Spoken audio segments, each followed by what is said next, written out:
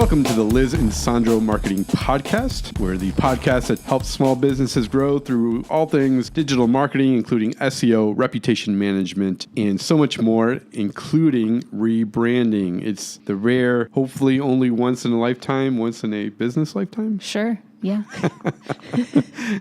So this episode is... It's a little overdue, but we wanted to share our story about why we changed the name of our podcast. For those longtime listeners, you know that in March of this year, we rebranded. We launched as Liz and Sandro's Marketing Podcast.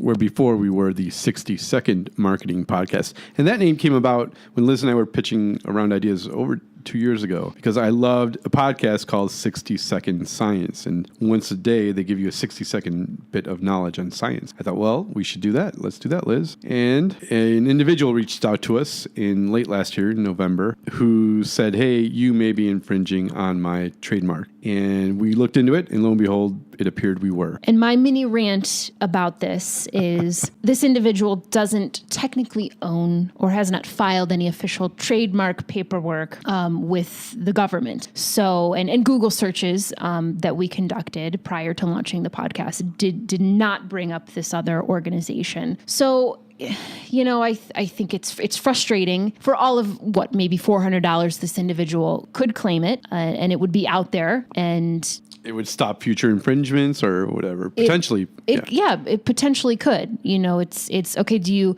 you spend $400 or do you spend your time, defending and reaching out to people who are infringing? I mean, in my mind, just pay an attorney to get this done, and you won't run into things like that.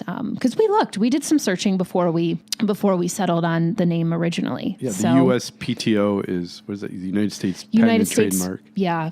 Patent and Trademark Office. Right. So this organization was not listed there, and to the best of our knowledge, still isn't. And to clarify, for those of you who may be wondering, you don't technically have to file with the USPTO. The fact that you are using a name and you can demonstrate, first usage, I think is the term. If we had gone to court and tried to fight it, this individual had been using their variation of 60-second marketing for a number of years longer than we had. So we would have lost our fight, and it definitely was not worth our time and money to fight that in court. So that's my mini rant. It is what it is. So Sandro and I jumped into the creative process to develop a new name for the podcast. From the start, everything was on the table in terms of ideas, made up words, existing words in the English language. We went back through our library of content to see really what we're about, what was resonating with listeners, just to get ideas, again, to kind of jumpstart this creative process. Correct. And nothing was off limits. We were trying to go for everything. And we took a really long, hard look at what our podcast was about, what our goals were, and what we were trying to accomplish, and listened to old episodes that we hadn't heard in a long time, just to see or try to get an idea of what we were trying to get across, what our point was, and what our podcast was about. And maybe we would change completely. Maybe we would start talking about B2B instead of B2C, or everything was on the table. Exactly.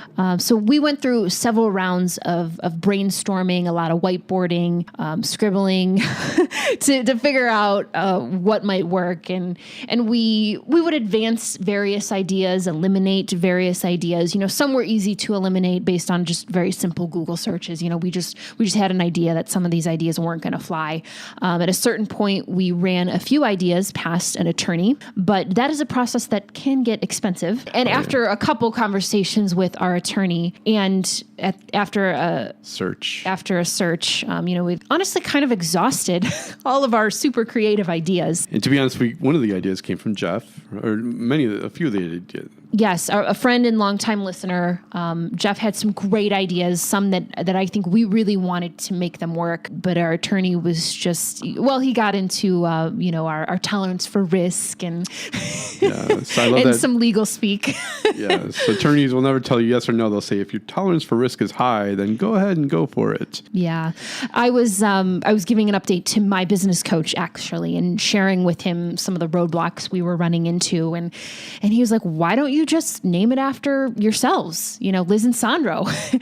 And my first reaction was no. because I just didn't think it was very creative, but he made a very compelling argument about branding ourselves, branding our names. And he also pointed out the fact that there was a pretty slim to none chance that we would ever run into any competition for Liz and Sandro's marketing podcast, and suggested it to Sandro. I think we slept on it for a couple days, and that's what we decided. So once we made the decision of the name, we had to go through and begin rebranding. We made a checklist of everything that needed to be changed, and that included... We had social media channels, we had our domain name, email addresses, and then various SEO components for the website, like setting up redirects, changing title tags, all of those important things to make sure our internet presence is up to speed with the new name. Correct, yeah. And redirects, there's different types, but a 301 redirect is a permanent one. It tells Google, hey, this domain no longer exists, so forward all the link juice and all the stuff that we built up over the years and pass it on to this new website, which is what we did. And if you do a rebranding, that'll be something you'll work with your digital marketer on or your SEO with, but it's very good to make sure you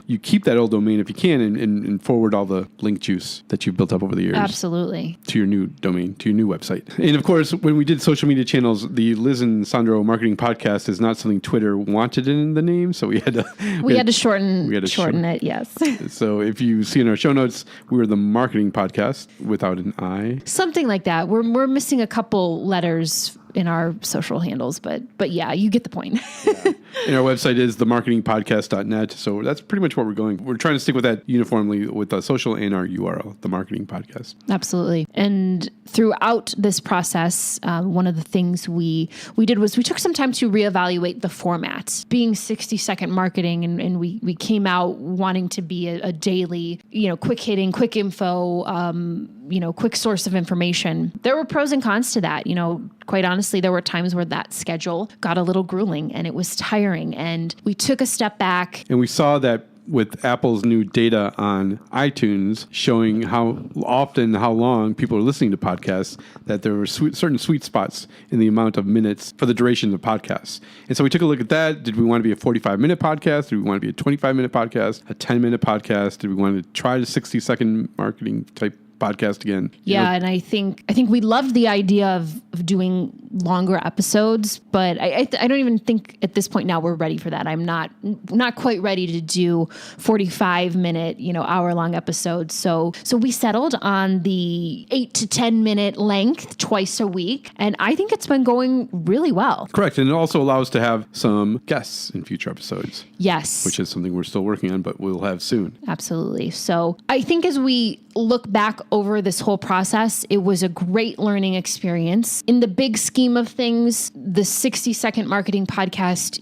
we didn't have a huge digital footprint yet. We don't have any print or print marketing materials or signage that we needed to rebrand. So in the big scheme of things, I think our rebranding was relatively easy. The creative process took about 2 months, and then we divided up the work to update social channels and websites. And actually that came together pretty quickly. That only took maybe 3-4 weeks of Sandro and I working through that piece. And then we were able to relaunch in the beginning of March. So all in all, I think it went pretty smoothly. So I think our big advice for startups or organizations that need to go through a rebranding, I would recommend working with an attorney, because doing those searches and yes, investing a little bit of money up front could save you tons, thousands of dollars in the long run if you have to go through a rebranding. I think it is money well spent. Sandro and I, we did invest a little bit of money to get this done, because, we want to be set, and we want to be,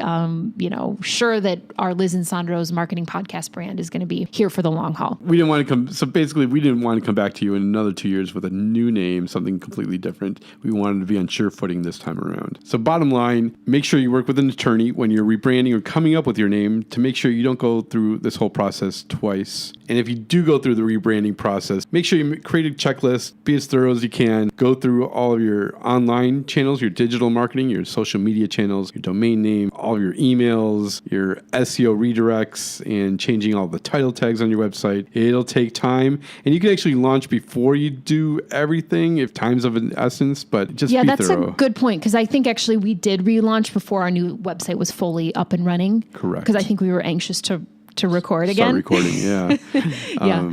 And there may be a financial reason you need to relaunch as soon as possible. And so you may not have all your ducks in a row, but understand it'll take you time, and just have your checklist ready and get the work done. It's not difficult, but it's time consuming. Well, that wraps up today's episode. Thank you so much for tuning in. Don't forget to check out our new website, themarketingpodcast.net. We are on Facebook, Instagram, and Twitter. Send us your questions and share your stories about rebranding. We'd love to get some insight from you and give you a shout out on the show as well. Thanks for joining us, and we will see you next time.